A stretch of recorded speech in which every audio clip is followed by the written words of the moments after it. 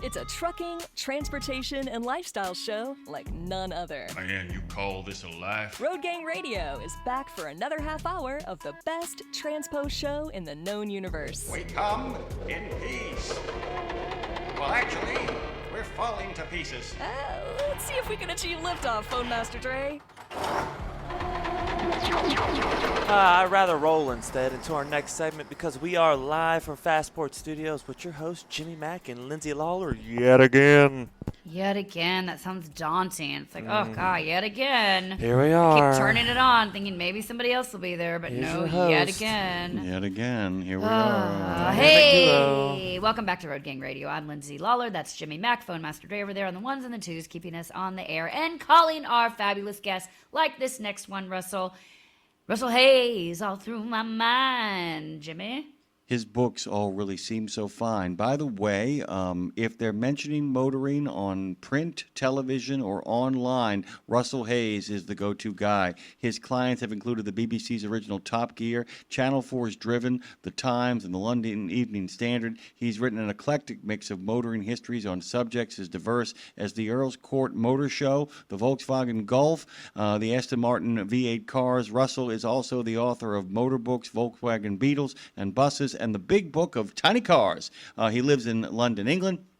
He joins us now. This is a really wonderful book, guys, for all of you gearheads out there, and there are plenty of them. The complete book of Volkswagen GTI, every model since 1976. Russell, welcome to the show. Hey there. Thanks for having me on the show, and thanks for such a great intro. Well, thanks for being here. The intro was all you. Outside of reading it, you are the life inspo for it.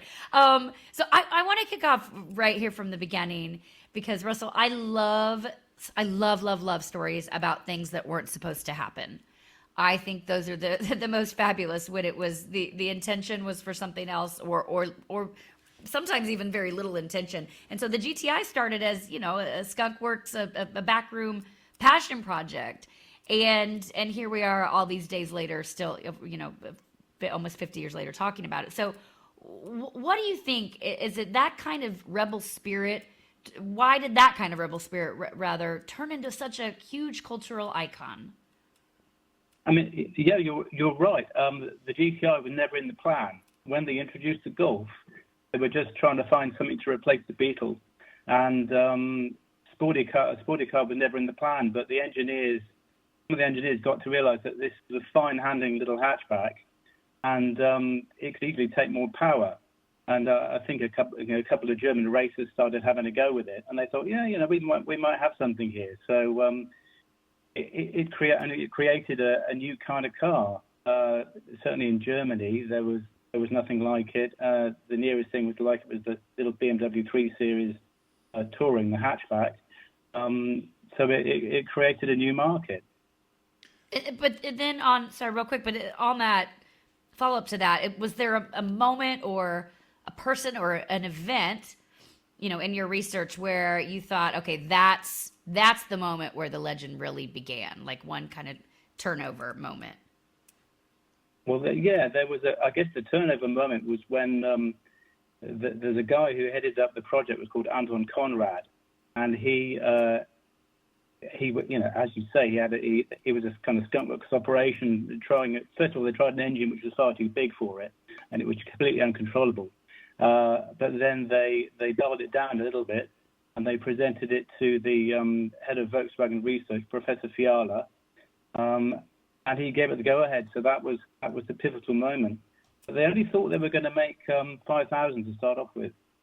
It was only thought that they would just make 5,000 so they could take it to do a little bit of motorsport, and they didn't think there would be more demand than that. And there we are. And by the way, 1976 is crucial in the story as well, because one of the things about this whole situation is that it's cometh the moment, cometh the motor, and cometh the vehicle, because it really only can come to life at that particular time period. I mean, this is a time period of peak oil and people wanting to figure out ways that they can get more bang for their buck. is that there's a whole bunch of other time periods where this doesn't take off at all. I mean, it really fits in with the zeitgeist of the times, a lot of the way people were thinking in regards to not only just what kind of, how they wanted to get from place to place, but how they wanted to look getting there, how they wanted to virtual signal, how they were getting there. I mean, it really is, it's not just a matter of, as Lindsay was talking about, the idea of one thing turning into another. It's also kind of a situation where the time period itself really lends to its breakthrough. That's fair, right? Yeah, you're so right. I mean, one thing about the Golf, it was an elegant. The first series Golf was an elegant car styled by an Italian, and it was discreet. So if you put a big engine in it and you had the speed, you wouldn't be noticed for it, and you could take it to the office and you could do everything with it. You could shove a fridge in the back if you wanted to. The other thing I was kind of curious about with it is, this is a dumb question, but I'm going to ask it. Why didn't the wing doors catch on? I was like, as I was going through the early part of the book, I'm like, well, God, why haven't I seen more of the wing doors? And I was kind of curious, as an overall thing from DeLorean on, why haven't wing doors caught on more with vehicles? Is it an aesthetic thing, do you think, or is there a practicality that's really pushed people away from it? Because I know why you would build them. It's amazing to me that more people don't have them and that more cars don't have them as well. I think it might be practicality. I think as well, if you're in a parking garage, if you've got a car parked either side of you, you're just going to scrape the cars either side on the way up. That's all I could think about, by the way, because there's no way to kind of successfully maneuver yourself through the little crack, especially if you've gained 20 pounds over the last year. It really. Why are you looking at me when you said that? No reason. Okay, no moving reason. on. I'm just. Hey, I want to psychoanalyze here, people here, Russell, if you will, because I want to talk about cars and identity. And first of all, I'm just so curious what happens to a car that's built on personality and sound and feel versus this near silent EV future. But I'm wondering, Russell, is there in your opinion, an emotional through line between a GTI owner in 1976 and one buying the MK8 today? What does GTI say about the person who chooses one? Oh, I think there's a complete clear line that goes straight through. I think it's it's somebody who's got good taste and somebody who's prepared to pay a little bit more than you would for a competitor car, but value something which is going to last. And value something which is, the best of its kind, well built, well engineered, but doesn't shout about it, and isn't going to go out of fashion. Yeah. Okay, one of the great things about the complete book of Volkswagen is that it actually, because of the way it's laid out, because of the combination of really wonderful prose, but also a real visual history of the development of the vehicle, we get a sense of what looks like a very, very kind of steady incremental evolution. The truth of the matter is often a lot more complicated than that. And, and books of this kind have to kind of visually kind of figure out ways to kind of take us through that progression. But can you kind of talk about, in retrospect, we look back on where this was and how this got here. If there are places where you can track, and I have a couple of thoughts myself, where you can track the major hiccups in its development, where would you pinpoint that? Because it all just isn't this kind of gradual, smooth, incremental sailing, because you are talking about people of taste and people who are looking for very simple solutions, but very tasteful solutions to their kind of transportation needs. Where do the problems arise? Where do some of the issues that happen over this long time period? Well, I think in terms of the generations of Golf, which didn't quite work, and I hope I won't offend any owners out there. I think the Mark III hit a bit of a bum note because it was kind of just a little bit too big and a little bit too rounded, and it got rid of the separate double headlamps, which was a big deal, which was always the marker of a GTI. And also Volkswagen's tweaked the formula sometimes, not the fans.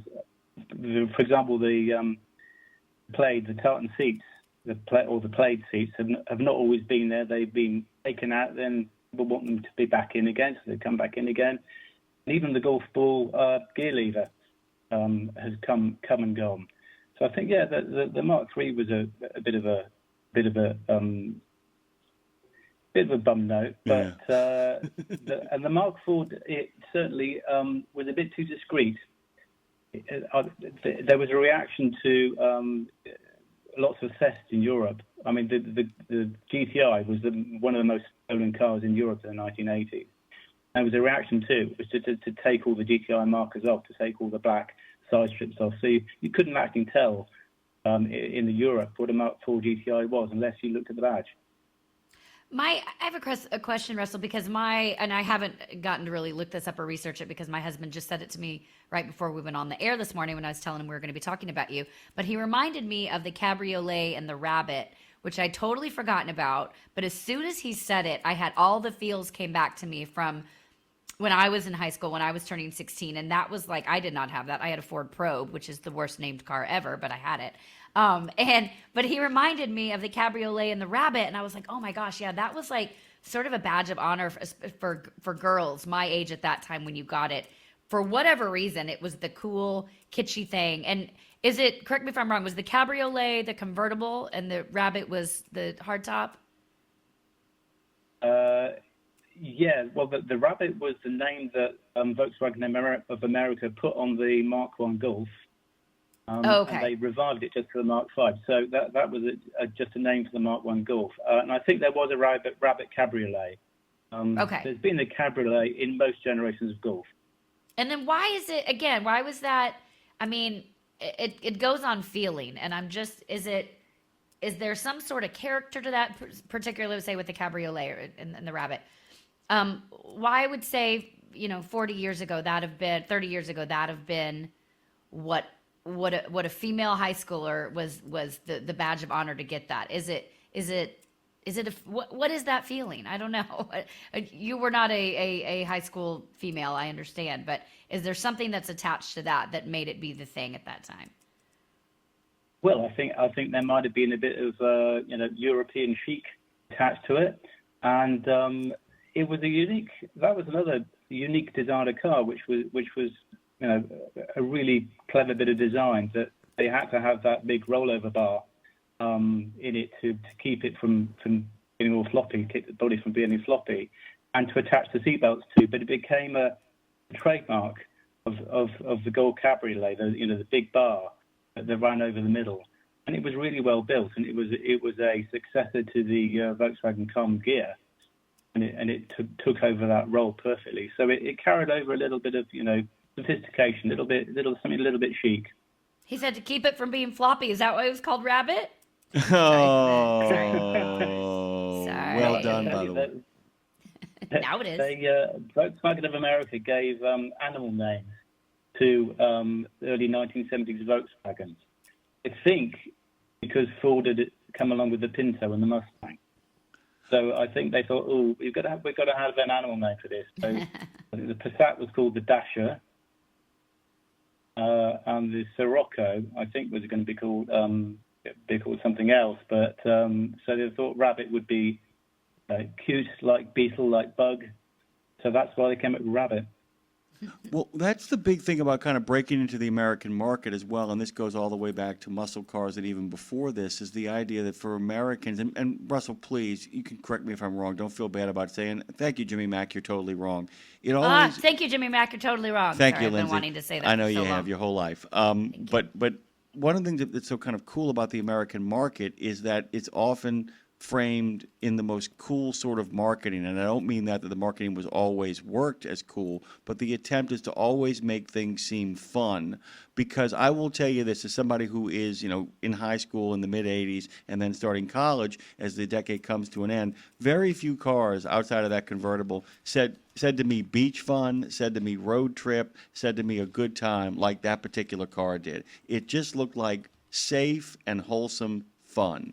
And I'm wondering, and we'll talk about the fall of the Berlin Wall here in a second, but I'm wondering how much of an impact the designs had on regards to kind of reaching a youthful American market, because it does really feel like a safe choice for the parents who are buying these cars for these kids, but also a fun choice for the kids who are getting them. And is that any part of the consideration of the design? I think the design, the design was a well-engineered design, and I think Volkswagen played around with colours a lot. I mean, that Mark 1 Golf convertible, that lasted right through into the mid-1980s. They kept on building it, and they would have multiple special editions in different colours. So it took very well to being, gussied up and appearing in different shades for fashion. So it took on that role very well, and it took over from the Beetle convertible very well.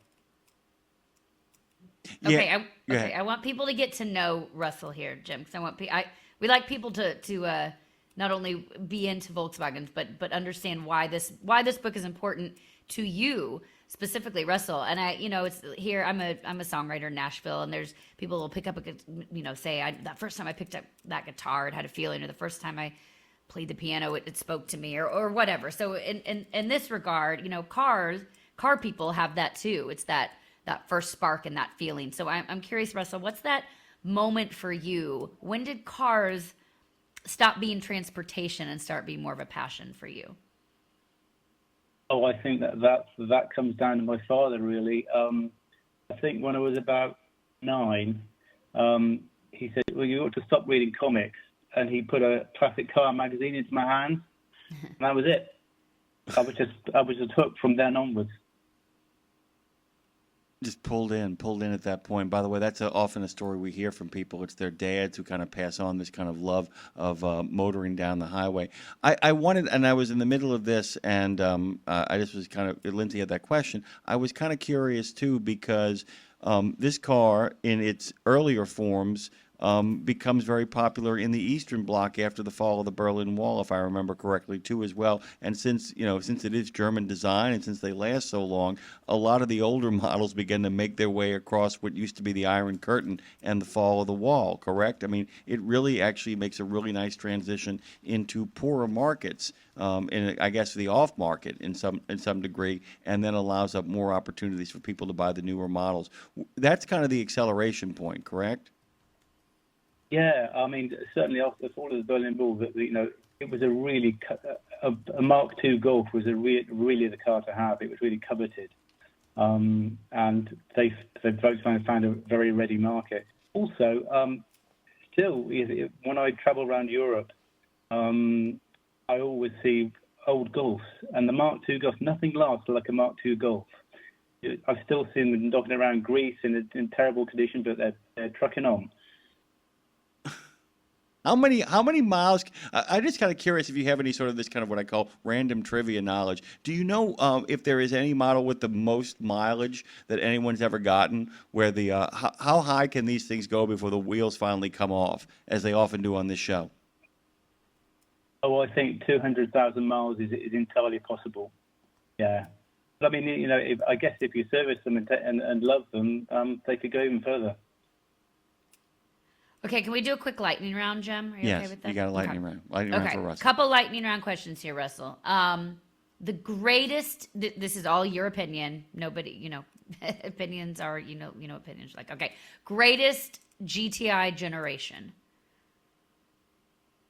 Mark 1.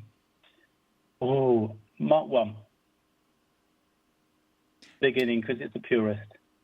Okay, yeah. Thank you for the why. Yes, Jim? Greatest GTI sports driver. Oh.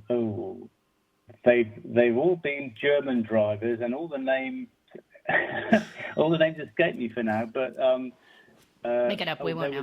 There was a great guy called Freddie Kotelinski. He's probably the most famous. Kotelinski, fun to say. Okay, most underrated GTI model. Probably the VR6 six-cylinder GTI, because that was it was a bit interesting that in the States they had a GTI with a six-cylinder engine, and it was never offered in Europe. It was never had a GTI badge on it. So I think that's probably an intriguing, underrated car. And I'm sure a lot of people wouldn't mind getting their hands on one either. Okay, I want to really quickly, and we might move back to some more lightning round stuff here. I want to also talk about process of putting this book together. And I often ask this of people who write these kind of books. You've got to figure out a way to make a comprehensive narrative in terms of your own language and words, while at the same time go through what I'm sure there are so many pictures that are not in this book that you agonized over. Can you talk a little bit about the process of putting together one of these books and what it actually takes? We're big fans here, not only of origin stories, but also making the sausage. What goes into assembling a book like the complete book of Volkswagen? Well, first of all, I have to start with a very detailed synopsis. So I pinned down what's going to be in each chapter and what's going to be in the main narrative and what can go into a sidebar. Because I really quite like sidebars. You know, the little boxes off so that you can choose whether or not you want to read them, but they don't break up the flow of the narrative. And then, I'll be gathering material. I'm sometimes gathering material for a book before I even start it. So I've got little folders everywhere and little boxes of books and magazines that I'm collecting all the time. And the images, I start to gather them at the same time as I'm writing the text, because I get a feeling from what you have to see, because some things you have to talk about, you have to see them, and then they have a flow too. And sometimes I do an early assembly of images, and I even look at things like colours. Are there too many red cars in here? Are there too many silver cars? Which way round are they pointing? Are there too many black and white photos? Do I have a few more colour photos? Can I break it up with putting an advert in here or a brochure? The way the picture work is almost as much as the text. Okay, now we got to talk punch buggy, because this came up at the bus stop this morning when we were dropping kids at the bus stop, and again I was talking about having you on the show, and so everyone started talking punch buggy and hitting each other, and then actually miraculously, like 2 minutes later, a bug drove by and everybody like raced to hit each other. And then we started talking about colors and the favorite color, the most iconic colors. Why did the punch buggy become the punch buggy game? Did you guys play that over in Europe, or was that just an American thing? No, we didn't. It sounds great. A bit painful, but it sounds great. Yeah, when we'd be driving on the road, and if you see a beetle bug, you'd go punch buggy, and you have to punch somebody in the arm. I'm not saying Americans are smart or classy like or you guys, obsessed Russell. with violence. Yeah. Yeah. No, we never did that. I guess we didn't have enough Volkswagen Beetles knocking around. Or you're just classier than us, and that's fine too. But Lindsay brings up a good point about cultural differences, because that's one of the things you actually do in the book, by the way. You actually say that one size does not fit all, and that power expressions not only change over time, but they vary by countries. Can you tell our listeners a little bit about that, the idea that, the way one handles in one place might not be the way it handles in another, and how it feels to be behind the wheel of one of these purchased in one place to another is not always the same, correct? Exactly. The biggest difference was how the suspension was set. There's a sporty suspension setup you can have, but when does that become too hard, and so Volkswagen always had to work out what the balance was for any particular country between a suspension which was sporty but not too hard, not uncomfortable. And sometimes they got it wrong.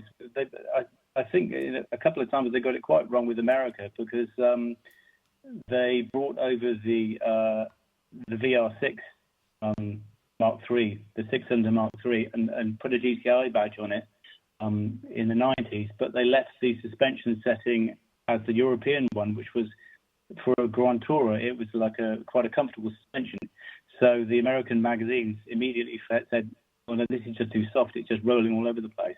So a year later, they had to put new springs on and new shock absorbers.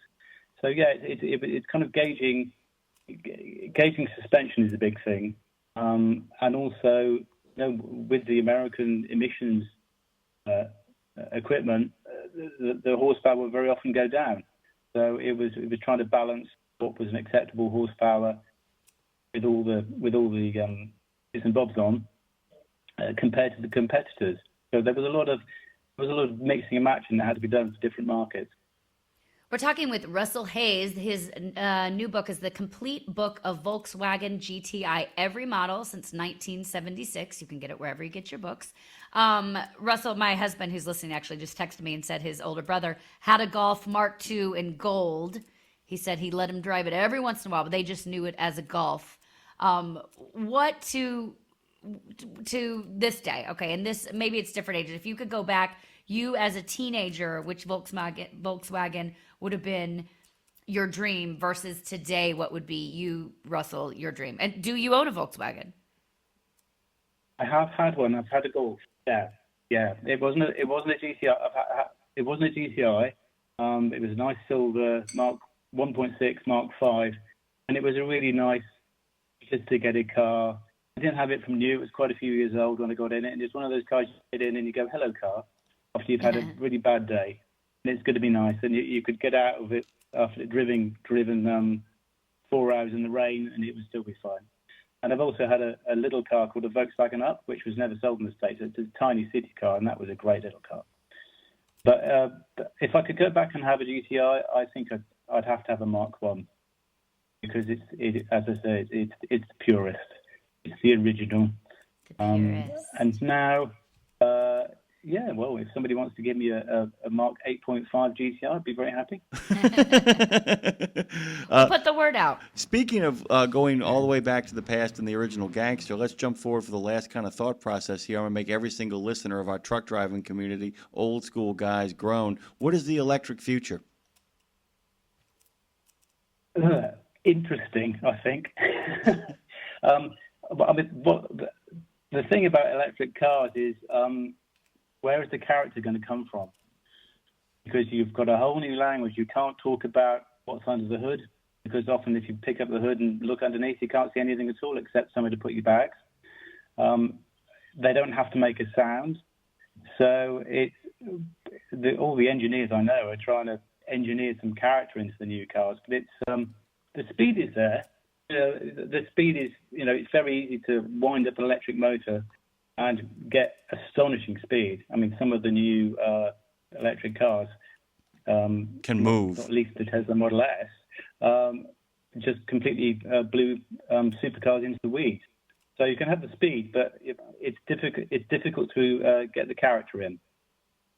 Okay, I have to wrap with, because I always have to talk music. I talk walkout songs a lot, but if the GTI had a song that would, in your mind, Russell, that would be playing the ideal theme song for it, rolling down the road, what's its theme song? You get to pick it.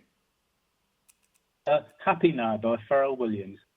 Ah, that's pretty good. Yeah, that's a good one. That's a good one. Have you been asked that before? Or did that just pop in your head? No, I haven't. That just popped into my head.